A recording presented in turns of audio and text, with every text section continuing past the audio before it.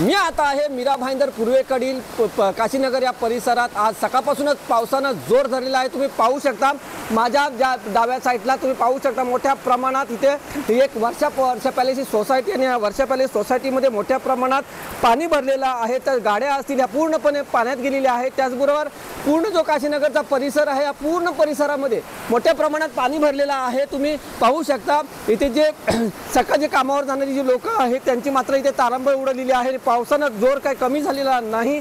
पाऊस हा मोठ्या प्रमाणात इथे कोसळत आहे। त्याचबरोबर सोसायटीत असेल किंवा आजूबाजूचा जो ह्या इथला परिसर जो काशीनगरचा आहे इथे मोठ्या प्रमाणात पाणी भरलेलं चित्र पाहायला मिळत आहे। त्याचबरोबर या जे पाणी इथे भरलेलं आहे या संदर्भात वारंवार येथील जे स्थानिक आहेत त्यांनी तक्रारी केलेली आहेत प्रशासनाला। मात्र प्रशासन मात्र इकडे कोणत्याही प्रकारचं लक्ष देत नसल्याचा आरोप सुद्धा इथं केला जातो। त्याचबरोबर इथले जे स्थानिक आमदार आहेत प्रताप सरनाईक आणि ते आता सध्याचे जे परिवहन मंत्री आहेत यांना सुद्धा या संदर्भात वारंवार तक्रारी इथल्या स्थानिकांनी केलेल्या आहेत। मात्र त्यांनी सांगितलं मी बघतो मी करतो अशा प्रकारे त्यांनी सुद्धा आश्वासन दिलं होतं। मात्र अजून हा प्रॉब्लेम इथे सॉल्व्ह केलेला नाही। तुम्ही पाहू शकता मोठ्या प्रमाणात इथं पाणी भरलेलं आहे।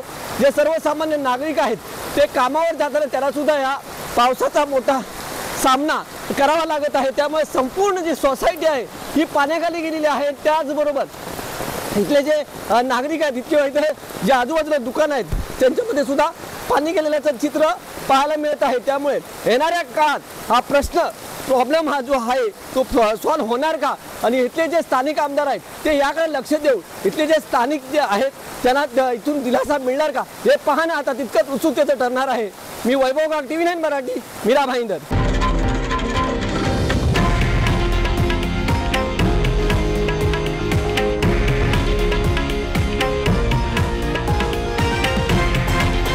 हे आहे देशातील नंबर 1 न्यूज नेटवर्क आणि आपण पाहत आहात TV9 मराठी, एकमेव।